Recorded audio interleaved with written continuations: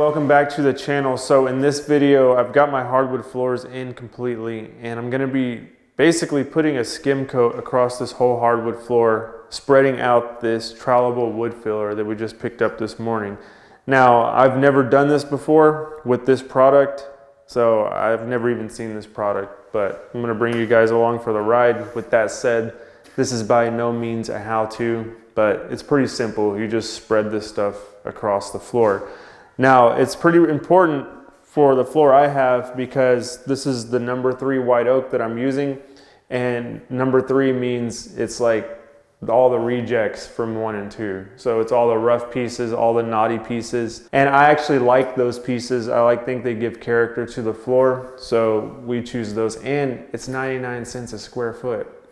It's cheap. This is a 2,500 square foot house, so I paid 2,500 bucks for the 3/4 inch hardwood floors throughout this whole house. So it's a good deal also too if you're going to be doing this yourself. Now with this floor, you can see it has, these little knots right here, this rough patch, which I'm not really too concerned with filling that in. I like the way that looks. The ones I'm really concerned with filling in are the ones like these, because if we have something spill or we're going to mop this floor, this actually will penetrate underneath, and then we have that moisture trapped under there. Also, I'm concerned about these small joint lines.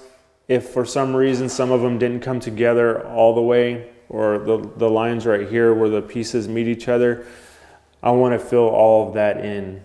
So that's pretty much the idea with this. We're going to make it all look like one surface right now.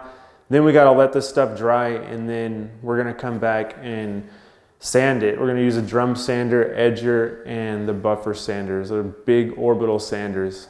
I'm going to be showing you that as well. Again, I'm not the guy who's an expert on this, but we're doing it, so we might as well show you how we do it. And I'm actually open to criticism on this because I don't do this for a living. Now, my trim videos, I'm not open to criticism. It's the way I do it is the right way. Well, like I mentioned, this is the white oak floor. So we got the white oak wood filler. Oh, nice. You see the viscosity of it. So I could actually pour it. It says on the back of the bucket that you can pour it into an area, but honestly, I don't know if I'm gonna start like that. I wanna just get a feel for this product and how thin I wanna spread it before I pour like a whole gallon into a room that doesn't need a whole gallon. It just reminds me of just like pudding. It's just like the same exact thing as pudding. Viscosity and texture and everything.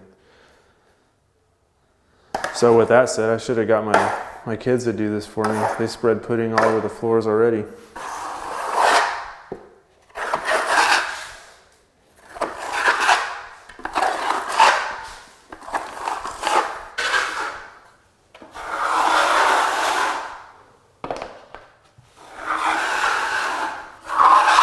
All right, I got about, I don't know, 6 or 7 feet done here by 3 feet wide. And I just realized I'm putting this stuff on way too thick. This consistency right here, I think is pretty good. It's filling the cracks, but you can still see the floor coming through. When I started over here, I was like basically painting with this stuff. And that's gonna make a lot more work for me when it comes to the sanding. So I'm gonna go back and scrape some of this off. It's been about 2 minutes of me just doing this, and this over here where I started is already dry. So this stuff is gonna dry pretty quick. All right, so here's a perfect little cluster example of stuff that I need to fill in. We got this little chipped piece right here. We got this piece right here that has all these tiny dots in it. I do like the way this looks, but again, I gotta fill this stuff in because if moisture gets in there, it's gonna be trapped. So we have to skim over this and make sure no moisture from a spilled drink or a mop or whatever gets into these holes. So I gotta fill this in, I'll skim over that, and then this looks like actually like a pocket hole right here. We'll fill that in. That's a big hole right there. We definitely don't want anything getting in there. So with this, I can just lightly skim over this piece Start there and then just drag across. Clean up all the excess. Pass it a couple different ways so they get filled in. And now that's filled in. Now when I sand this, you're still gonna see all those holes after the fact. So it'll still have that character that I like, but it won't be able to absorb any moisture. Now with this one, this is a huge hole right here. It actually does look like a pocket hole. So I'll just pass over that, press it in there, and then trowel over it. And then there's that little chipped hole right there. Then this knot as well. And then that's it right there. All right guys, well I'm still on that first bit of filler that I poured into this little mud pan here. And that's gotten me this far. And I've just been dipping the tip of this trowel in here, laying it out on the floor, and then just skimming it over. And like with any new thing you do, you're gonna move in different ways and try to find different techniques to do this thing until you find what feels good for you. So usually I've just been pulling it straight towards me and then pushing it back and pulling it. But in this little section here, you can see I tried something a little bit different. Just moving in kind of a 45-degree angle and just sliding this stuff around. And that seems to work out good. It's like I can get a lot more coverage and a smoother pull. And I think the reason for that is when I cross it at 45, I'm not having to deal with these. Like there's a pretty significant change in depth right there, which is totally normal. They know you're gonna sand this thing down anyways, but I don't get those stops, you know? Like there's one here too. When I cross it 45, it's a way smoother feel.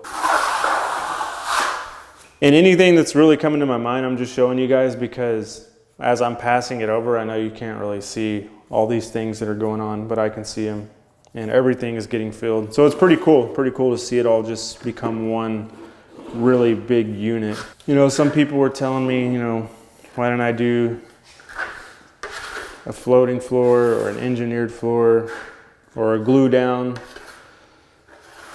My response is always the same.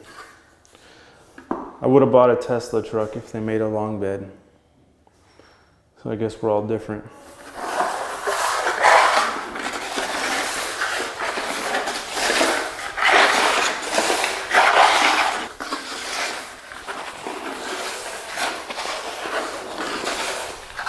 And then I'll go back and clean up those excess lines.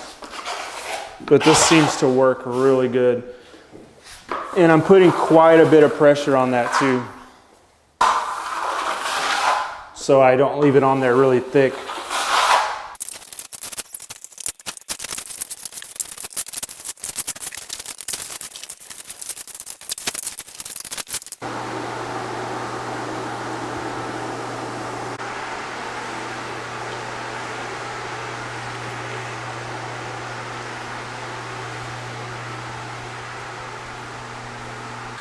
All right, so we're getting down to the last bit of this 1,000 square feet down here, and we pretty much all together got rid of the little mud pan, and this is what we've been doing now.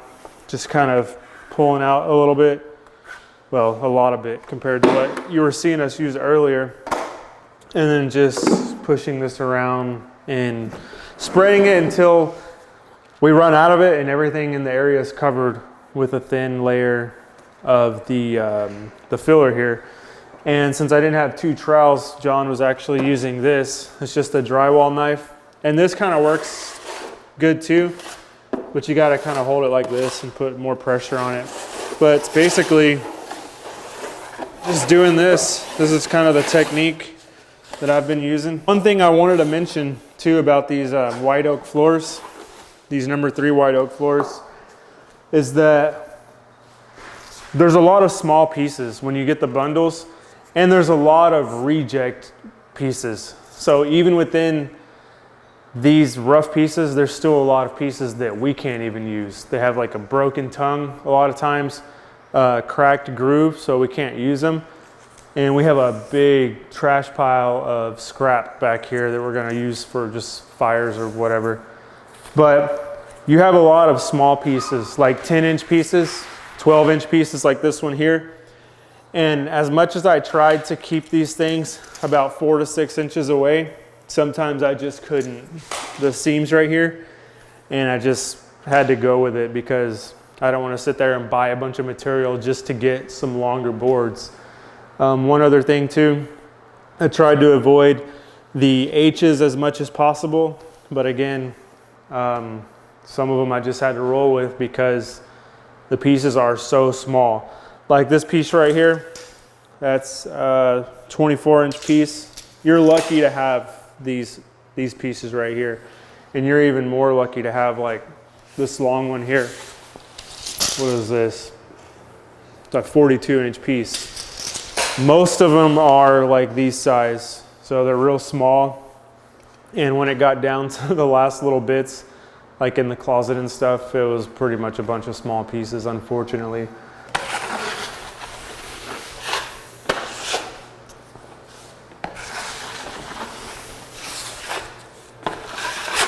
We're gonna have like probably a good amount left, maybe like, I don't know, about that much from the bottom left, because this is it right here. This is 1,000 square feet that we covered with about that much material from this 3.5 gallon bucket. When I first started doing this, at the beginning of this video, I kind of related it to skim coating. It is kind of like that, but it's really not like that in the sense that this doesn't have to be perfect. Like the ridges that I leave behind with this drywall knife and the trowel, whenever I decide to use that, they're gonna get sanded aggressively. And that brings me to another point of, if you are a hardwood flooring installer, tell me your method. Please break it down for me in the comments. Should I start with 40, then 60, then 80, and what do I work up to? Because I wanna just know what you pros out there do, because any help is greatly appreciated. I'm gonna start with the big drum sander, obviously with the low grit, to just flatten this all out. Then same grit with the edger, and then I'm gonna get that big orbital buff sander with the finer grits, probably like the 220, and then just the screens at the end. But if you got time, break it down for me in the comments, because it would definitely be appreciated.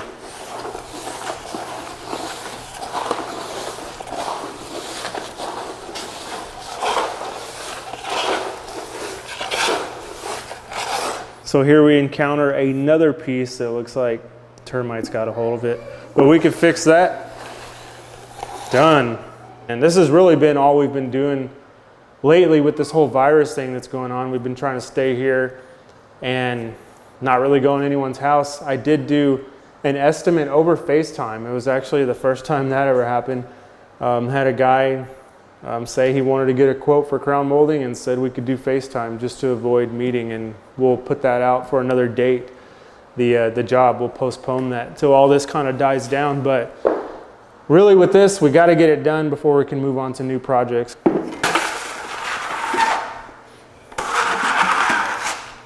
I think that should be good for now. Got everything covered.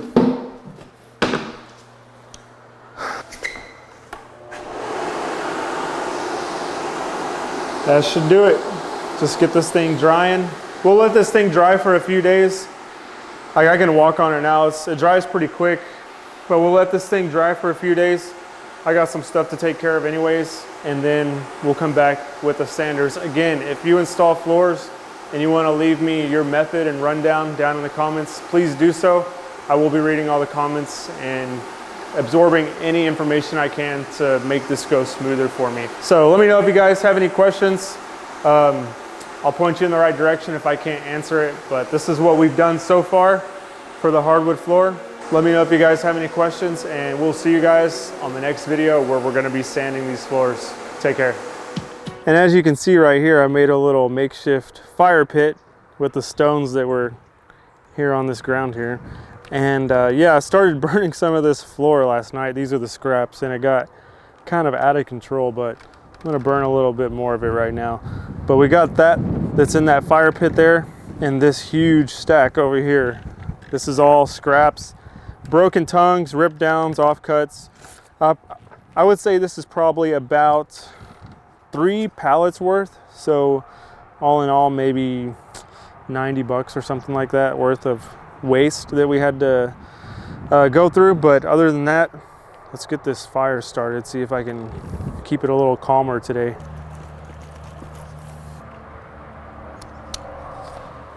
All right, here we go.